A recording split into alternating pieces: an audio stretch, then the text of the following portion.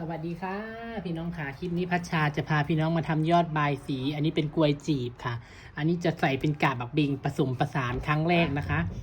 เฮากับโบฮู้วะจะออกมาเป็นแนวใดนะคะ พี่น้องค่ะนี่อันนี้มันใหญ่เริ่มใหญ่ขึ้นแล้วได้นี่ตอนแรกว่าจะเห็ดเล็กๆพี่น้องค่ะกล้วยก็เห็ดน้อยๆเห็นบ่ไปเห็ดไปเห็ดมามันใหญ่ขึ้นเพราะว่ากล้วยจีบมันหนาเห็นบ่ค่ะ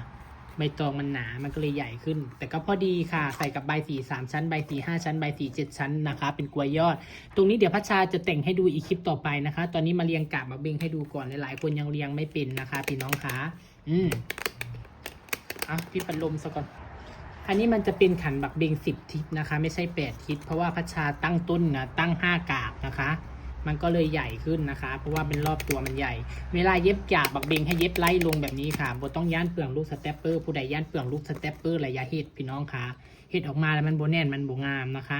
นี่เรียงเข้ากับโบได้เอาที่ลายค่ะโบได้เอาห้างลายเอาทำพอดีค่ะสาเหตุที่ให้ยิบเรียงกันลงมาแบบนี้นะพี่น้องค่ะตีนบักเบงมันจะจ้อมเข้าแล้วมันจะเป็นอีกทรงนึงเวลาเราประกอบออกมาหรือว่าเราเปลี่ยนลักคอใส่มันก็จะงาม มันจะบ่เป็นทรงตรงที่ดีลงมาเลยค่ะ มันจะเป็นแบบรูปเป็นล่างส่วนอะไรก็ได้เห็นบ่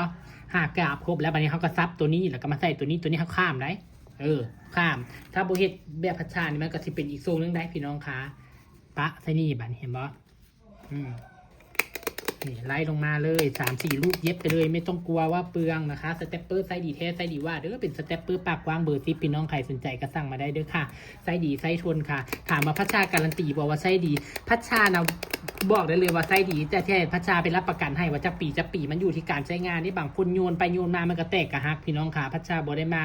การันตีให้เด้อว่าต้องใช้อายุเท่านี้เท่านั้นแต่จากประสบการณ์ที่พัชชาได้เอาลองใช้นะพัชชาใช้ประมาณ2 ปีกว่าแล้วก็เปลี่ยนอันนี้อันใหม่นะคะนี่เห็นบ่ซับว่างไปว่างมาค่ะพี่น้องค่ะจะเปลืองใบตองนิดนึงเด้อค่ะขันบักเบงตัวนี้นะคะจะถามพัชชาว่าใส่แบบใบตองจักการเด้อความบริหนักพี่น้องค่ะง่ายๆเลยเดี๋ยวจะมาเบิ่งนำการอีกพี่น้องคลิปต่อไปเนาะจ้า